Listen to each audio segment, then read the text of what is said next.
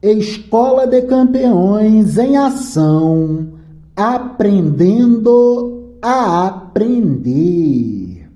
Continuando as nossas conversas sobre a transição do século XIX para o século XX no Brasil, vamos acessar novamente a inteligência deste maravilhoso livro, História do Brasil, Sociedade e Cultura. Autoria de Cláudia Regina Balcati Silveira Moreira e Simone Meucci. Editorial Intersaberes. A importância da família patriarcal no Brasil. Por favor, jovem RGV, ao trabalho. Um dos grandes debates historiográficos relativos ao patriarcado no Brasil refere-se à possibilidade ou não de generalizar a importância da família patriarcal para todas as regiões brasileiras. Alguns autores acreditam que a existência de uma arquitetura patriarcal em várias regiões brasileiras parece ser um indicativo dessa dominância. A casa patriarcal se manifesta como casa grande nos engenhos nordestinos, como sede das fazendas de café paulistas, como instância da região pastoril do Rio Grande do Sul. Tais casas são expressão do complexo de relações senhoriais que dominou no Brasil. São invariavelmente grandes casas com alpendres, muitas salas, cozinhas amplas. Os alpendres eram um posto de vigilância do senhor em que espreitava as atividades da fazenda, estabelecia os conchavos políticos e distribuía favores e castigos. As cozinhas extensas eram, por sua vez, o espaço restrito das confidências entre os subordinados e das pretas, com suas senhoras durante o cozimento dos doces. Já as salas anexas constituíam-se em um espaço restrito da sociabilidade feminina. O cenário das casas grandes e os personagens patriarcais estão entranhados em nossa cultura. A literatura brasileira nos revela com efeito que a organização social patriarcal permanece profundamente enraizada na ficção literária. Como exemplos dessa permanência, podem ser citados grandes personagens da literatura, como o Capitão Rodrigo de O Tempo e o Vento, no Rio Grande do Sul, de Érico Veríssimo.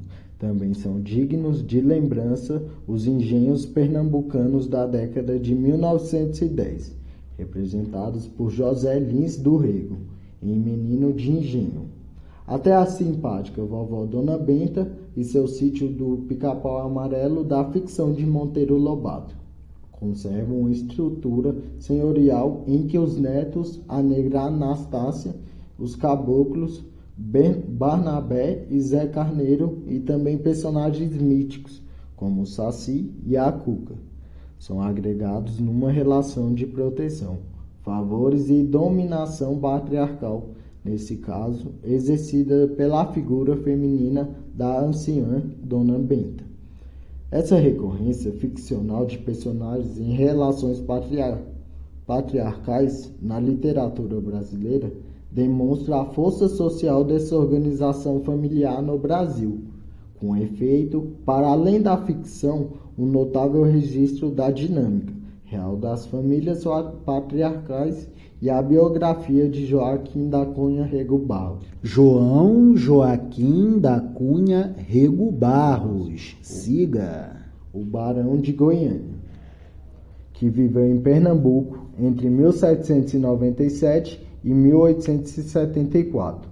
Único filho homem de uma família numerosa, herdou a responsabilidade de gerir os bens da mãe e das irmãs, algumas já viúvas, de ajudar os cunhados e, por fim, de proteger a parentela constituída pelos escravos domésticos, pelos lavradores meeiros, aos quais arrendava terras, e pelos moradores lavradores a quem se concedia um lote de terra em troca de serviços.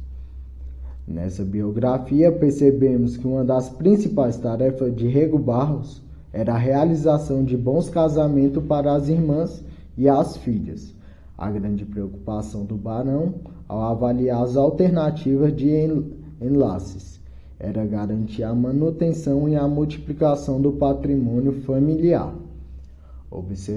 Observemos que a celebração do casamento em contextos patriarcais obedece a uma racionalidade que não possui espaço para o romantismo. A escolha do cônjuge era algo importante demais para ser feita individualmente. Estava em jogo, sobretudo, a manutenção de um patrimônio familiar. Em razão disso, os enlaces eram objeto de acordos realizados pelos patriarcas das famílias envolvidas. Nesse sentido, o casamento representava um momento desafiador da unidade familiar, junto com a partilha da herança paterna, já que ambos poderiam significar a pulverização do patrimônio.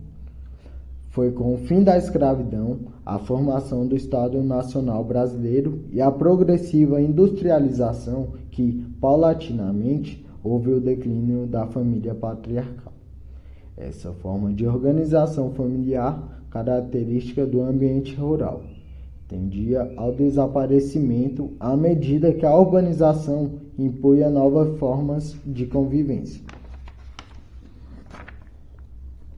Não obstante, ainda que a família patriarcal tenha desaparecido lentamente, o padrão de relação patriarcal se manteve em muitas esferas da vida social e política brasileira.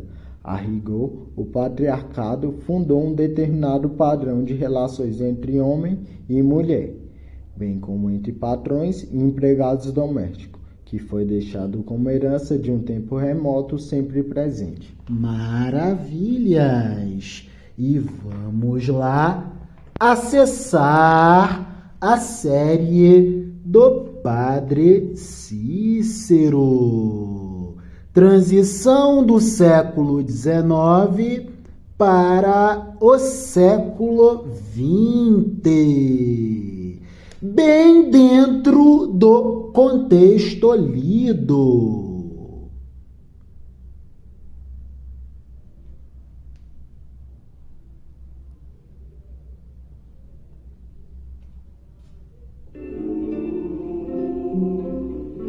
Rio de Janeiro, fins do século passado.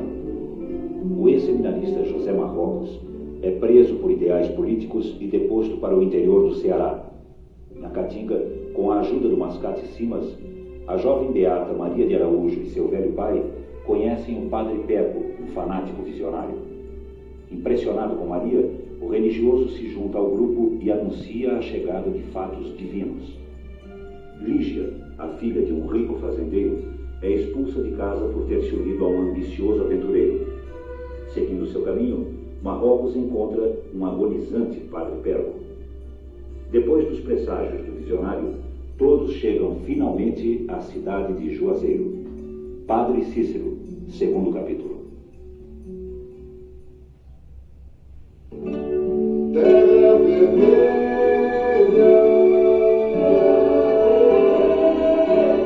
de todo